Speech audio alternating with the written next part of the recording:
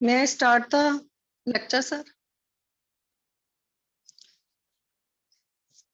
Good morning, students. Today we will take the revision of your number system, and I will take the multiple choice question from your exercise 1.1 from the NCERT exemplar book.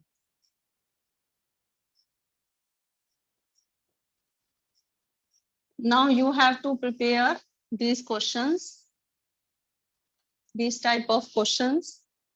So today I'm taking your exercise 1.1. Please listen carefully and see the reason also.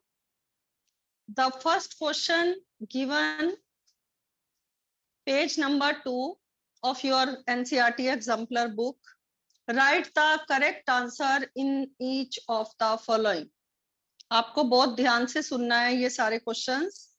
First question है, is every rational number is. आपके पास you have given 4 options. Every rational number is, you have given the 4 options. The first one is natural number. आपको मैं इनको differentiate भी करके बताती हूँ अभी. सेकंड है आपका एन इंटीजर्स, और थर्ड है आपका अ रियल नंबर, और फोर्थ है आपका a whole number.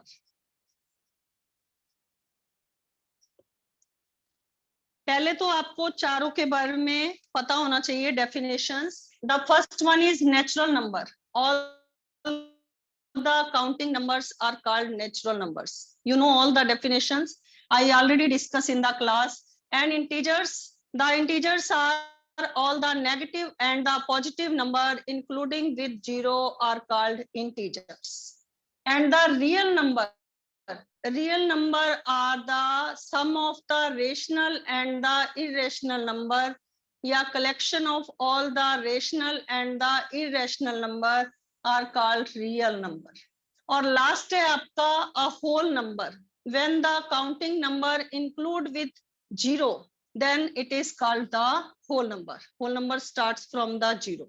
So every rational number is, जो हर एक रेशनल नंबर होता है वो क्या होता है, रियल नंबर होता है. क्योंकि रियल नंबर में all the rational or irrational number both are included in the real number.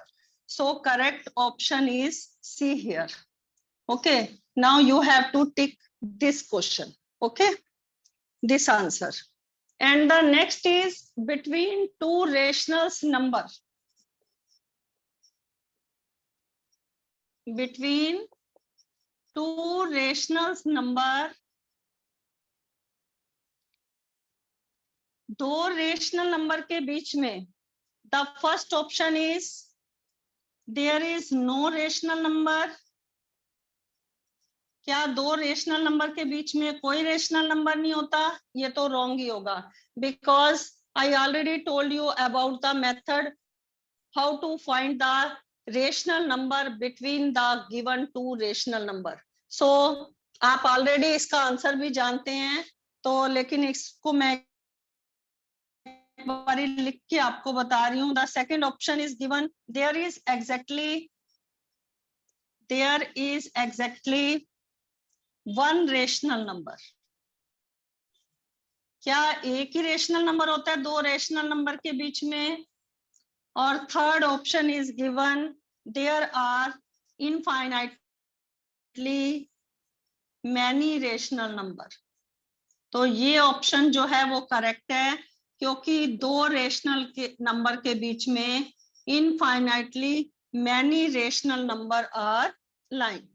Okay, और लास्ट ऑप्शन है, ऑप्शन तो मैं आपको बता देती हूँ. There are only a rational number and no irrational number. There is only a rational number rational number, not any irrational number. ये भी पॉसिबल नहीं हो सकता. तो ये क्या है? There are infinitely many rational numbers are lying between the two rational numbers. So please see these two questions and you also tick these questions or note down these questions in your notebook. Now, the third question is given here.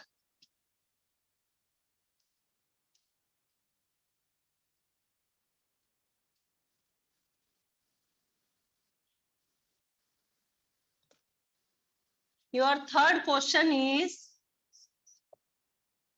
decimal representation of rational number. एक rational number की decimal representation can not be. इसको ध्यान से सुनना क्योंकि बच्चे जब answer लिखते हैं तो उसमें मिस्टेक कर लेते हैं. द डेसिमल, मैं आपको इसका एक एग्जांपल देके बताती हूँ. The decimal representation of a rational number can not be. What are rational number? What is the definition of rational number?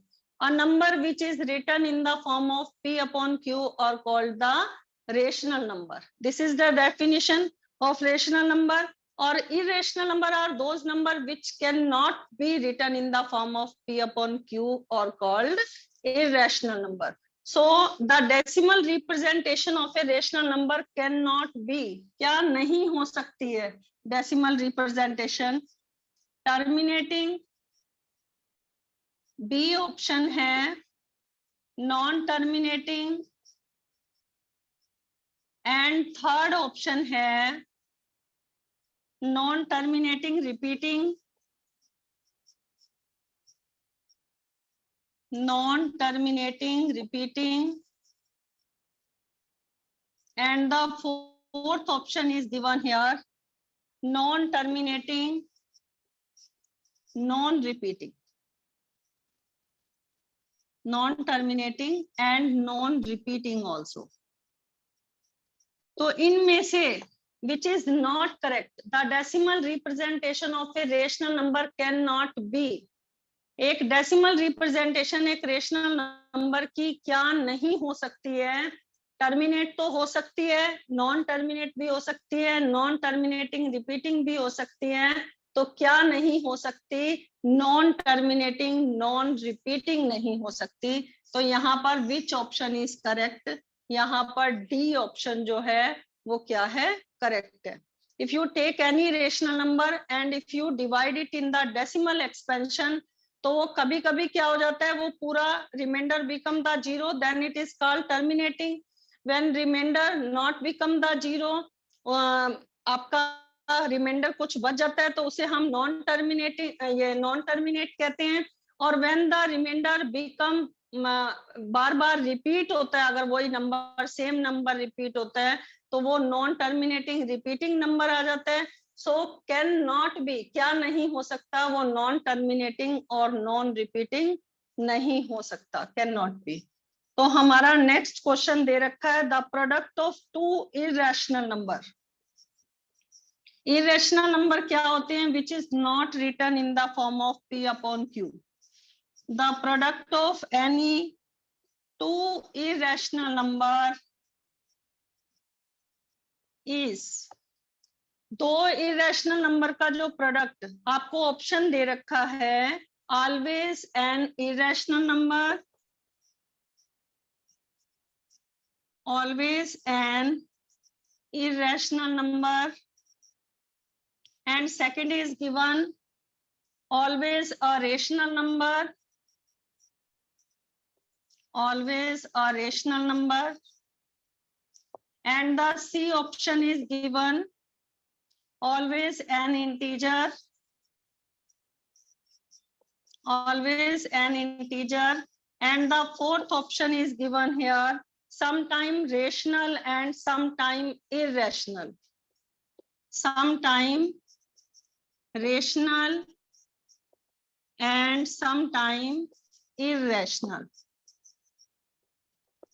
जैसे for example we are taking one example, जैसे for example मैंने √2 को √2 से multiply किया, तो आपका क्या आ जाएगा, ये √2 का होल स्क्वायर, स्क्वायर से रूट कैंसल हो गया, इट इज इक्वल टू 2। तो 2 आपका क्या है, रेशनल है। लेकिन अगर मैंने ये एग्जांपल ले लिया √2 और √3, अगर आप इसको मल्टीप्लाई करते हो तो √6, तो √2 भी इरेशनल था, √3 भी इरेशनल था, तो आपने मल्टीप्लाई किया दोनों को तो √6 आया, तो वो भी आपका क्या आया, इरेशनल ही आया। तो आपका example number option number D जो है दैट इज करेक्ट, कि some time it may be rational and some time it may be irrational.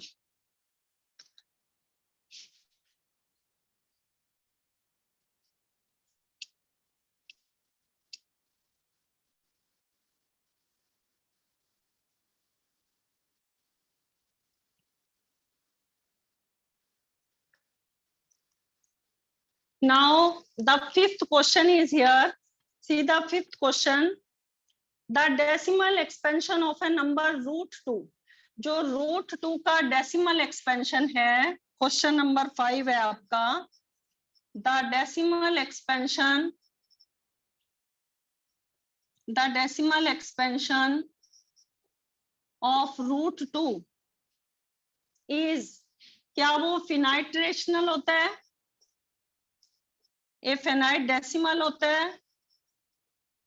No. अगर आप √2 की पूरा उसको √2 निकाल के देखते हो तो उसका जो एक्सप्लेनेशन आता है, ये आपकी एनसीईआरटी बुक में पेज नंबर 13 पर दिया हुआ है। इट इज इक्वल टू 1.41421, ऐसे आगे बहुत सारे नंबर दे रखे हैं। तो इसका मतलब ये क्या हो जाएगा, ये आपका ये नंबर क्या हो जाएगा, क्या ये फिनाइट डेसिमल है? नो। क्या इसकी फॉर्म जो है वो सिर्फ यहीं तक है, 1.41421 तक ही है?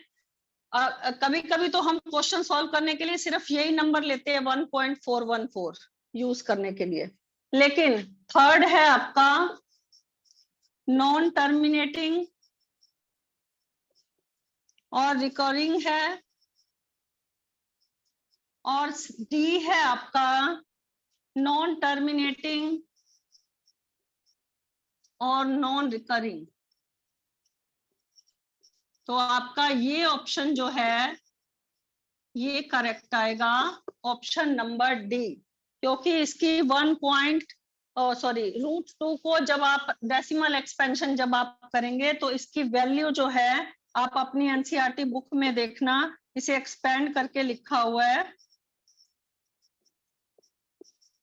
ठीक है, तो हम इतनी वैल्यू आगे भी दे रखी है, हम इतनी सारी वैल्यू तो लेते नहीं ना, हम सॉल्व करने के लिए अप्रोक्सीमेट इसका 3 डिजिट तक ले लेते हैं डेसिमल के बाद, तो 1.414 तक ही अप्रोक्सीमेट लेते हैं। लेकिन इसकी वैल्यू जो मेंशन है वो क्या है, वो नॉन टर्मिनेट और नॉन रिकरिंग है। ठीक है, और नेक्स्ट है which of the following is irrational number?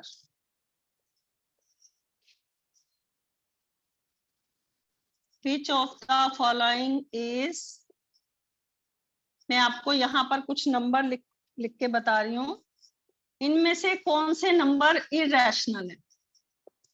जैसे फॉर एग्जांपल अभी मैंने यहाँ पर लिखा √4/9, जब आप इसका रूट निकालोगे तो इट इज इक्वल टू 2/3, 4 का स्क्वायर रूट 2 एंड 9 का square root 3, it is a rational number. और व्हेन आई एम टेकिंग √12/√3, तो जब आप इसके फैक्टर्स बनाते हो √12 के तो क्या बनते हैं, √4 into √3, और यहाँ पर आपको √3 दे रखा है, √3 से √3 कैंसिल हो गया, और 4 का स्क्वायर रूट क्या आ गया आपका 2, तो 2 भी क्या है, रेशनल नंबर है, और यहाँ पर 2/3 क्या है, वो भी रेशनल नंबर है। Which of the following is irrational? आपको इरेशनल नंबर फाइंड करना है, और सी दे रखा है √7, √7 क्या है, इरेशनल नंबर है, क्योंकि प्राइम नंबर का जो स्क्वायर रूट होता है दैट इज द इरेशनल। और D option is also given, and see the solution, √81 that is equal to 9, and I can write 9 को हम किस फॉर्म में लिख सकते हैं? P अपॉन Q की फॉर्म में लिख सकते हैं। सो आपका डी ऑप्शन, बी और ए सॉल्व करने के बाद ये ऑप्शन कौन से आए? ये तो रेशनल नंबर थे, तो कौन सा नंबर इसमें से इररेशनल था? √7 इज द इररेशनल नंबर। तो डी ऑप्शन जो है, सॉरी सी ऑप्शन जो है इसमें क्या है? करेक्ट है। ओके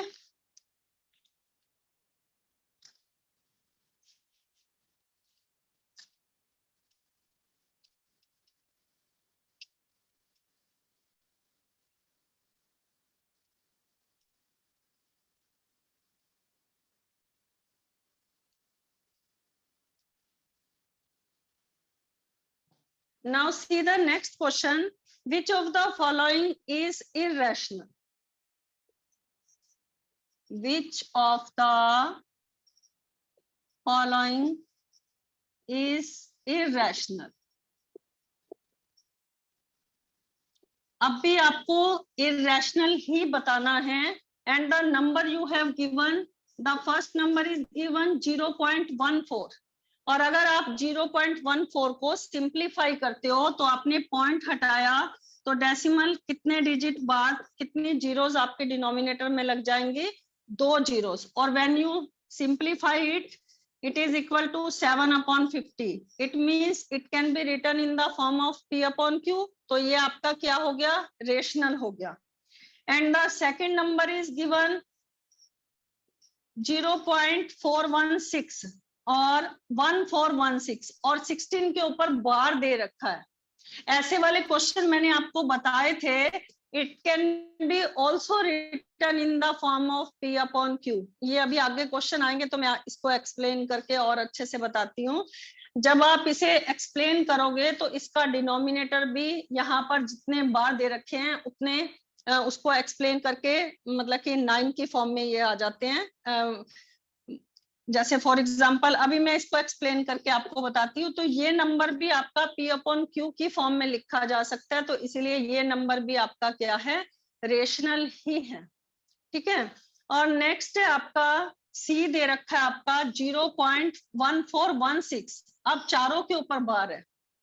ठीक है, और नेक्स्ट है आपका D जो दे रखा है वो आपका 0.401400, एंड ये जो स्टेटमेंट यहाँ पर दे रखा है, नंबर दे रखा है, इट इज नॉन टर्मिनेटिंग और नॉन रिकरिंग नंबर है ये, तो ये क्या है? ये इररेशनल नंबर है। ठीक है, इसको मैं एक बार ये जो बार वाले क्वेश्चन है ये अभी क्वेश्चन मैं एक्सप्लेन करके अभी बताती हूँ आपको कि अगर इस तरह के क्वेश्चन आ जाते हैं तो हम इसे कैसे सॉल्व करते हैं।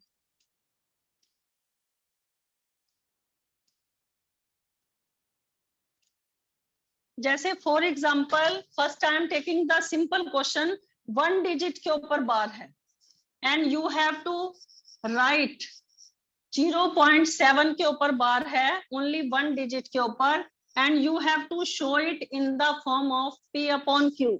आपने इसको P अपॉन Q की फॉर्म में 0.7 के ऊपर बार जो है, show it in the form of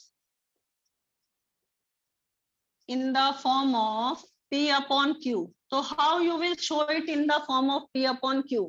पहले आप लेट कर लेंगे, लेट x इक्वल टू जितने नंबर्स के ऊपर बार होता है उतने नंबर को आपको क्या करना है? रिपीट करना है। तो एक डिजिट के ऊपर ही बार था तो वही नंबर आपका क्या होगा? ये बार का मतलब वही नंबर आपका क्या होगा? रिपीट होगा। अब आपको क्या करना है? फॉर एग्जाम्पल 1 के ऊपर बार है तो यहाँ पर मल्टीप्लाई बोथ साइड क्या होगा? Multiply both side by 10। अगर 2 डिजिट के ऊपर बार होता तो आप 100 से मल्टीप्लाई करते, और जो नंबर रिपीट होता वो 77 77 इस तरह से रिपीट होता। मान लो मैंने यहाँ पर 75 लिख दिया तो 75 75 इस तरह से रिपीट होता। अगर 3 डिजिट के ऊपर बार है, 757 लिख दिया तो वही नंबर आपका रिपीट होगा, 757 757। और मल्टीप्लाई कैसे करना है? जितने डिजिट के ऊपर बार है, मान लो 1 के ऊपर बार है तो 10 से मल्टीप्लाई, अगर 2 के ऊपर बार है तो 100 से, 3 के ऊपर बार है तो 1000 से। ठीक है, ये आपकी इक्वेशन नंबर पहले 1 है। Now multiply both side by 10। आपने लेफ्ट हैंड साइड है, यहाँ भी आपने 10 से मल्टीप्लाई कर लिया, और when you multiply right hand side by 10, जब मल्टीप्लाई 10, 100, 1000 से करते हैं तो डेसिमल कहाँ आपका मूव हो जाता है, move to the rightward side. अगर ये यहाँ पर डेसिमल गिवन है तो 10 से मल्टीप्लाई करने पर डेसिमल कहाँ मूव हो जाएगा, एक डिजिट के बाद। ठीक है, तो now this is your equation number 2। Now you have to subtract equation 1 from equation 2। Subtract equation 1 from equation 2, from 2 equation. Okay, तो लेफ्ट हैंड साइड आपकी लेफ्ट हैंड साइड में से सब्ट्रैक्ट होगी 10x माइनस x, और right hand side आपकी right hand side में से subtract होगी। तो राइट हैंड साइड में आपको गिवन है 0.777। डेसिमल के नीचे हमेशा डेसिमल आना चाहिए सब्ट्रैक्ट करते समय, ये चीज का ध्यान रखना है। तो नाउ डेसिमल के बाद तो ये 0 आ गया, और 7 में से 0 गया 7। डेसिमल के बाद की 0 आपकी क्या हो गई, सारी कैंसल हो गई। 10x में से 1x आप सब्ट्रैक्ट करोगे, it is equal to 9x। And if you have to find the value of x, it is equal to 7/9। तो आपको मैंने बार वाला क्वेश्चन जो आया था, तो मैंने ये कहा था it can be written in the form of P/Q। आप उसको P/Q की फॉर्म में लिख सकते हो। तो ये आपका P/Q की फॉर्म में है, so it is a rational number. Okay, तो रेशनल नंबर आपका डेसिमल एक्सपेंशन में टोटली पूरा का पूरा डिविजिबल भी हो सकता है। जैसे फॉर एग्जांपल अगर रिमाइंडर आपका 0 आ जाए, 3/5 है, तो ये रेशनल नंबर को जब आप डिवाइड करते हो डेसिमल लगा के, तो 5 6 जा 30.6, और रिमाइंडर आपका 0 आ गया, तो ये टर्मिनेट डेसिमल एक्सपेंशन है ना। नॉन टर्मिनेट भी हो सकता है, ठीक है, नॉन टर्मिनेट रिपीटिंग भी हो सकता है, पर नॉन टर्मिनेट नॉन रिकरिंग एक आपका क्वेश्चन आया था, क्वेश्चन नंबर 4, तो उस फॉर्म में नहीं हो सकता। ठीक है, तो ये आपका when the question came in the bar, you can write it in the form of P/Q. So it is a rational number, not an irrational number. Now we will take your question number 8.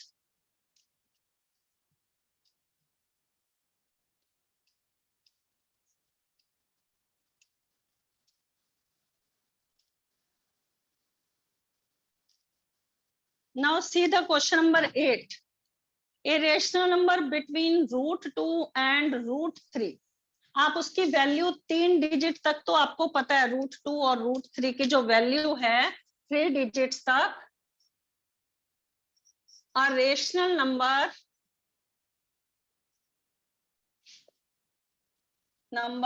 between √2 and √3, or you have given the option, first option is given √2 plus √3/2, क्योंकि कभी भी आपको rational number find करना होता है तो half लिख के आप x प्लस वाई जो भी नंबर आपको गिवन होते हैं आप उसको ऐड करके, अगर सिंगल नंबर आपको फाइंड करना है तो आप लिख सकते हैं हाफ लिख के, दोनों नंबर्स को ऐड करके वन रेशनल नंबर तो आप फाइंड कर सकते हैं। लेकिन नेक्स्ट ऑप्शन गिवन है √2 इंटू √3/2, ये तो बन ही नहीं सकता है। ठीक है, और third is given 1.5 and D is given 1.8, तो विच वन इज करेक्ट। तो यहाँ पर अगर हम इस तरह से लिखते तो ये रेशनल नंबर आता, पर ये दोनों नंबर्स हमारे क्या दे रखे हैं, इरेशनल नंबर दे रखे हैं।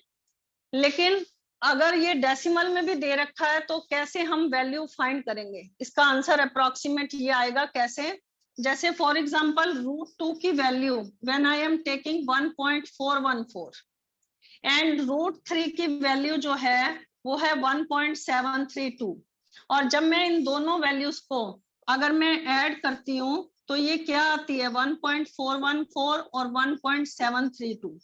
जब मैंने इन दोनों को ऐड किया तो अप्रोक्सीमेट मैं जैसे फर्स्ट 2 नंबर ही मान लो ले लेती हूँ, तो ये आपका क्या आया 3.1 आया। अगर आप नेक्स्ट नंबर भी लेते हो तो 3.146 आया आपका। तो जब आप इसको डिवाइड करते हो तो अप्रोक्सीमेट 2 1 जा 2, 2 5 जा 10, ठीक है ना, तो 1.5 के अप्रोक्स आ जाते हैं। तो आपका कौन सा ऑप्शन जो है इसमें करेक्ट होगा, ये होगा आपका 1.5, क्योंकि डेसिमल में आंसर दे रखा था। तो यहाँ पर लिखने को तो हम ये वाला अगर एक रेशनल नंबर निकालना होता तो ये भी लिख सकते थे, बट यहाँ डेसिमल में भी यहाँ the option is given, so we will write 1.5 answer. Okay, this is the correct method. So the next question is, अगर आपको एक नंबर, अभी मैंने बार वाला क्वेश्चन बताया था, तो नेक्स्ट क्वेश्चन हमारा उसी से रिलेट करता है।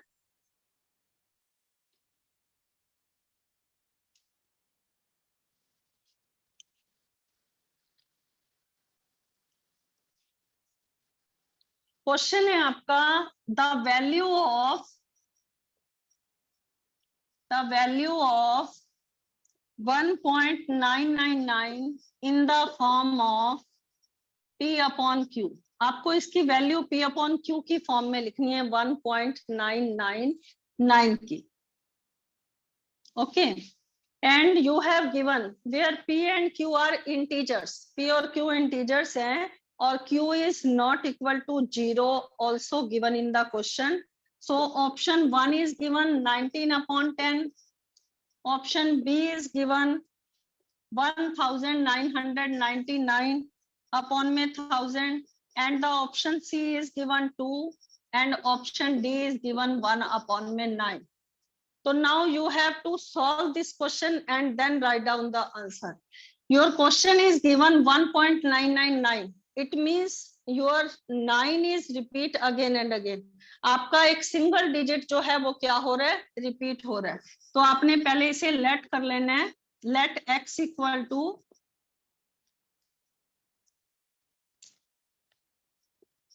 let x equal to 1.999। अब एक ही नंबर के ऊपर डिजिट है, एक ही नंबर बार बार रिपीट हो रहा है, तो हम क्या करेंगे, मल्टीप्लाई बोथ साइड बाय 10। क्योंकि अगर ये इस तरह से भी लिखा होता ना 1.9 के ऊपर बार, तब भी हम पहले उसका फर्स्ट स्टेप यही करते कि we can write it in the form of x equal to 1.999।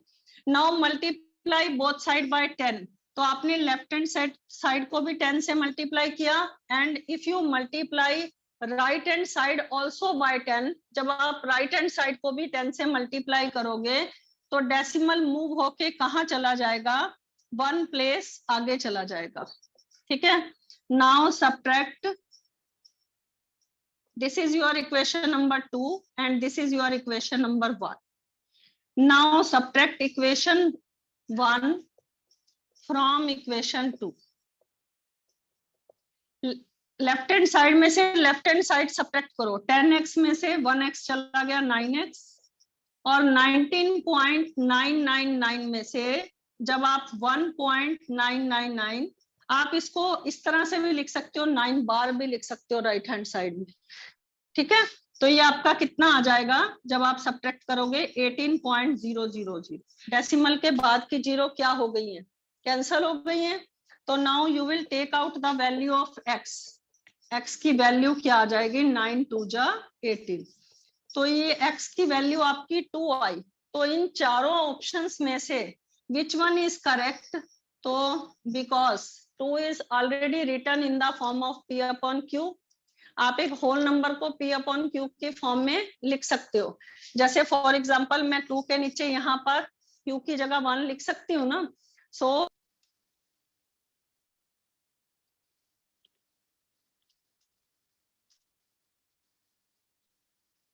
yes student, now I am taking your 10th question।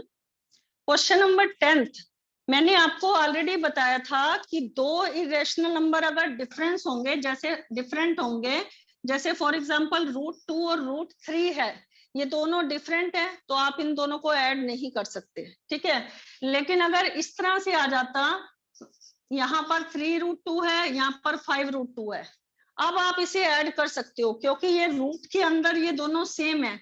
लेकिन ऐड करने का मेथड क्या होगा, 5√2 में जब हम 3√2 ऐड करेंगे तो आपका आंसर क्या आएगा, 8√2। ऐसे कर सकते हैं ना आप, मैंने ये पूरा एक्सप्लेन किया हुआ है आपको। लेकिन अगर जैसे फॉर एग्जांपल मल्टीप्लाई करना है, लेकिन अगर आपको √5 और √2, अब कहेंगे आप कि ये भी डिफरेंट है, लेकिन मल्टीप्लाई ये हो सकते हैं। कैसे होंगे, 5 2 जा 10, ओके। लेकिन ऐड और सब्ट्रैक्ट में अगर सेम यहाँ पर नंबर नहीं दे रखे हैं तो आप ऐड और सब्ट्रैक्ट नहीं कर सकते। जैसे फॉर एग्जांपल अब मैंने √5 में से √2 सब्ट्रैक्ट किया तो आपका सेम नंबर √5 और √2 ही आएगा। ये नहीं लिख देना कि √3 आ गया, ये माइनस नहीं हो सकते, इट इज रॉन्ग, ठीक है। ना ही अगर मुझे √5 में √2 ऐड करना है तो वो भी सेम एज इट इज ही रहेगा, हम इसे √7 नहीं लिख सकते, ठीक है।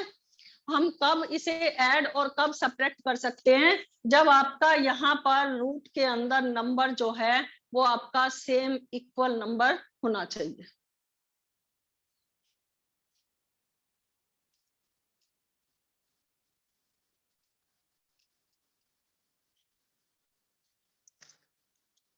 यहाँ देखो आप question number 10, question number 10 is 2√3 plus √3।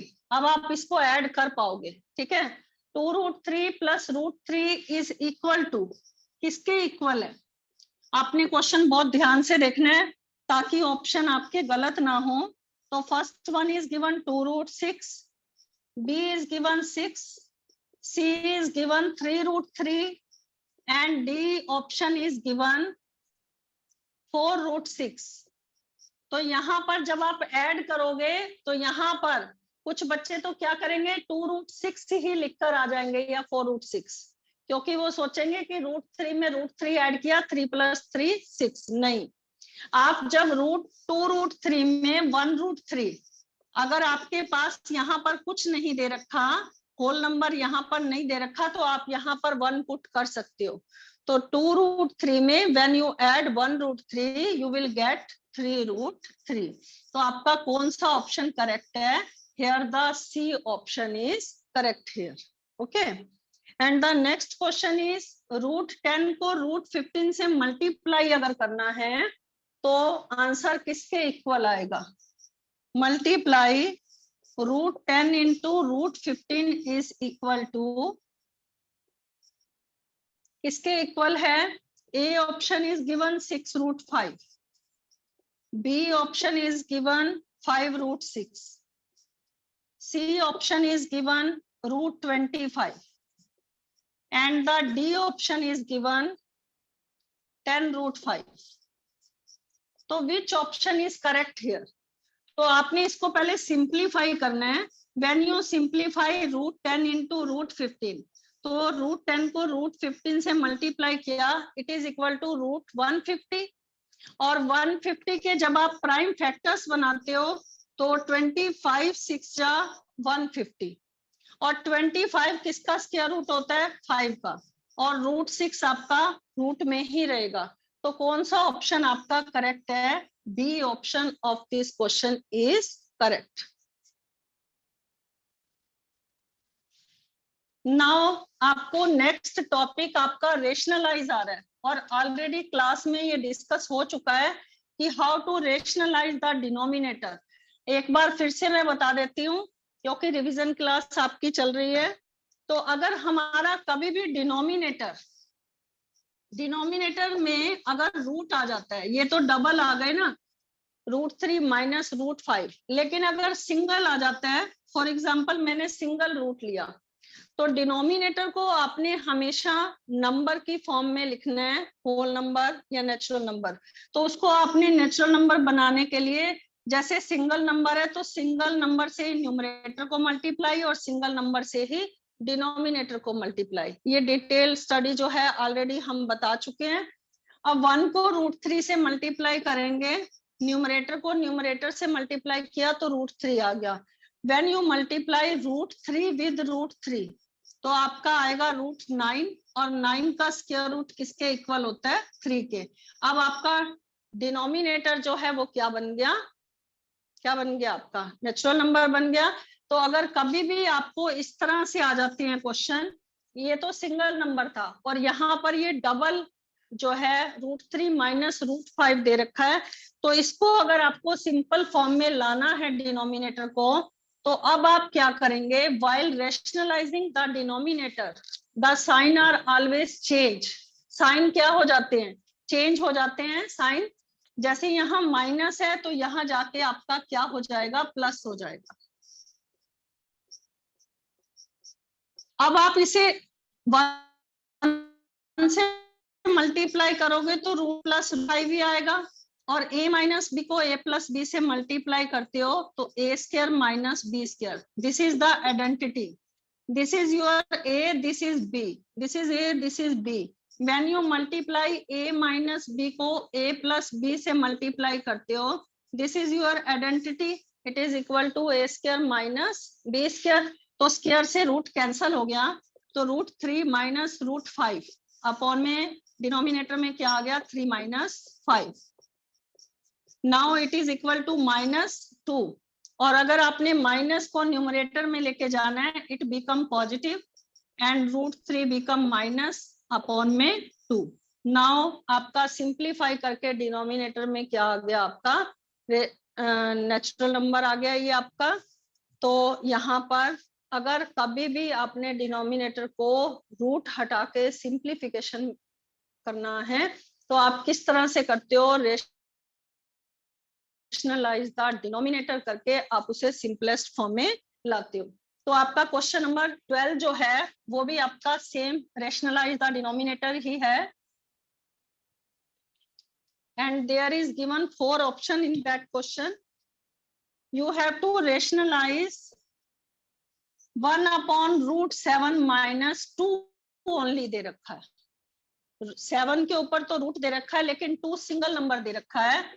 तो अब आप इसे रेशनलाइज करेंगे तो बस सिर्फ साइन चेंज होंगे, नंबर्स रिमेन द सेम जो भी आपको गिवन है। Now multiply numerator with the numerator and denominator with the denominator, a minus b, a plus b, a² minus b²।